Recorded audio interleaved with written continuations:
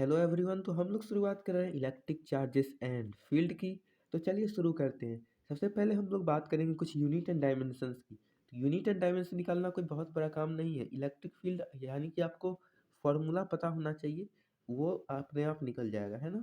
तो चलिए, तो इसमें बस करना ये है कि फॉर्मूला पता करना है। तो चलिए पहले हम लोग फॉर्मूला ही को पता करते हैं, ये तो निकल जाएगा। सबसे पहले हम लोग बात करते हैं चार्जेस की। तो चार्जेस तीन तरीके के होते हैं, पॉजिटिव, नेगेटिव, न्यूट्रल।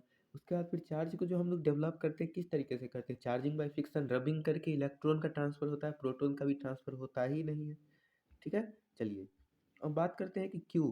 तो Q is equal to N E होता है, मतलब कि क्वांटाइज्ड फॉर्म में पाया जाता है चार्ज, नंबर ऑफ इलेक्ट्रॉन के पैकेट में पाया जाता है चार्ज। ठीक है ना। और बात करें इलेक्ट्रॉन के चार्ज की 1.6 इंटू 10⁻⁻19, वो भी नेगेटिव में, प्रोटॉन उसका ठीक उल्टा बट सेम मैग्नीट्यूड में होता है। वहीं पे अगर हम लोग बात करें टोटल पॉजिटिव चार्ज, अगर हम लोग किसी भी ऑब्जेक्ट के ऊपर इक्वल है तो हम लोग उसको न्यूट्रल बॉडी बोलेंगे। न्यूट्रल कहने का ये मतलब नहीं है कि उसमें चार्ज नहीं है, न्यूट्रल कहने का मतलब इसमें नेट चार्ज नहीं है। ठीक है। वहीं पे अगर हम लोग किसी एटम को दिखाते हैं तो उसका मास नंबर को ए से दिखाएंगे, एटॉमिक नंबर को जेड से दिखाएंगे। ठीक है ना।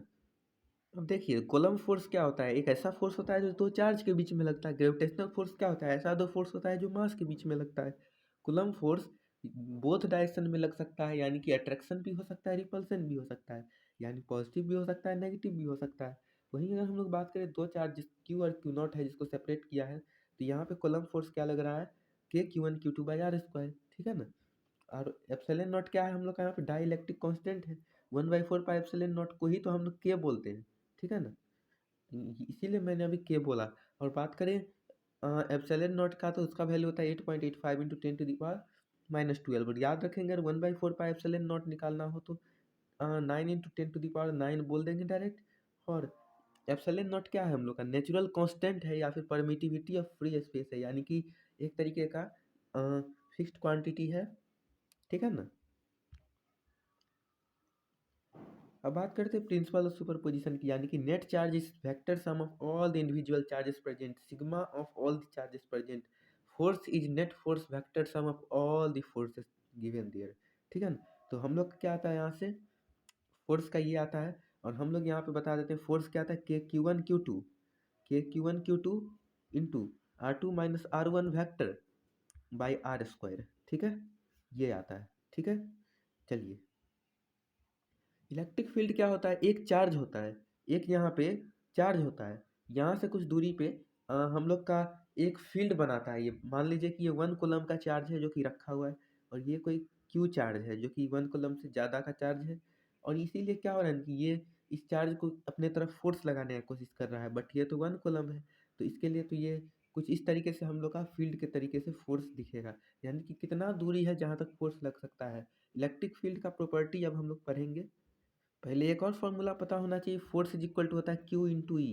क्यों, क्योंकि इलेक्ट्रिक फील्ड क्या होता है, इलेक्ट्रिक फील्ड होता है हम लोग का K Q/R²। फोर्स क्या होता है, K Q/R²। ठीक है ना। तो electric field special case force का है, जब हम लोग का चार्ज क्या हो जाए, यूनिट चार्ज हो जाए, टेस्ट चार्ज हो जाए। ठीक है। अब बात करते हैं डाइपोल मोमेंट की। तो हम लोग का डाइपोल क्या होता है, पॉजिटिव होता है, नेगेटिव होता है। ठीक है ना। तो डाइपोल हम लोग का कहाँ से कहाँ तक होता है, नेगेटिव से पॉजिटिव की तरफ। इलेक्ट्रिक फील्ड पॉजिटिव से नेगेटिव, डाइपोल नेगेटिव से पॉजिटिव। ठीक है। अब बात करते हैं डाइपोल की। तो डाइपोल में हम लोग का Q इंटू एल होता है, जो कि एल क्या है, डिस्टेंस बिटवीन दी डाइपोल्स। ठीक है। चलिए, अब बात करते हैं जनरल पॉइंट की। तो जैसे यहाँ पे है, तो यहाँ से थीटा एंगल पे, ठीक है ना, एक डाइपोल है जो हम लोग का अल्फा एंगल बनाता है। तो हम लोग का क्या आ जाएगा यहाँ से, KP/R³ √में 1+3 cos² ठीक है। चलिए, शॉर्ट डाइपोल की बात करें, तो शॉर्ट डाइपोल की ही बात कर रहे हैं जहाँ पे उसका साइज बहुत कम होगा उसके डिस्टेंस से। ठीक है ना। तो बात करें उसके इलेक्ट्रिक फील्ड की, तो एक्सियल लाइन क्या होता है, मान लीजिए कि ये कोई डाइपोल है, तो ये हम लोग का जो है, ये हम लोग का एक्सियल लाइन है। और जो हम लोग का परपेंडिकुलर है उसको हम लोग इक्वेटोरियल लाइन कहते हैं। तो एक्सियल लाइन पे हम लोग का आता है 2 KP/R³। हाँ, एक मिनट। और वहीं अगर हम लोग बात करें इक्वेटोरियल पोजीशन की, तो होता है KP/R³। ठीक है। चलिए, अब हम लोग बात करते हैं कि सर्कुलर लूप में। तो सर्कुलर लूप में इलेक्ट्रिक फील्ड क्या होता है, मान लीजिए कि कोई सर्कुलर सा लूप है। ठीक है ना। तो उसमें हम लोग एक्स डिस्टेंस पे जब हम लोग इलेक्ट्रिक फील्ड निकालते हैं, यहाँ से लेके एक्स डिस्टेंस पे, तो होता है हम लोग का KQ/R² + x² to the power 3/2। ठीक है ना। टॉर्क की बात करें तो हम लोग का एक डाइपोल जो रखा रहता है, नेगेटिव पॉजिटिव, उसके ऊपर हम लोग का नेट टॉर्क लगता है। टॉर्क क्यों लगता है? टॉर्क इसलिए लगता है परपेंडिकुलरली लग रहा है। अब टॉर्क को मिनिमम और मैक्सिमम होने के लिए, स्टेबल और अनस्टेबल होने के लिए, अगर हम लोग बात करें स्टेबल इक्विलिब्रियम की, तो स्टेबल इक्विलिब्रियम तभी अचीव होगा जब हम लोग का थीटा बिल्कुल 0 डिग्री हो जाएगा। और अनस्टेबल कब होगा? जब थीटा हम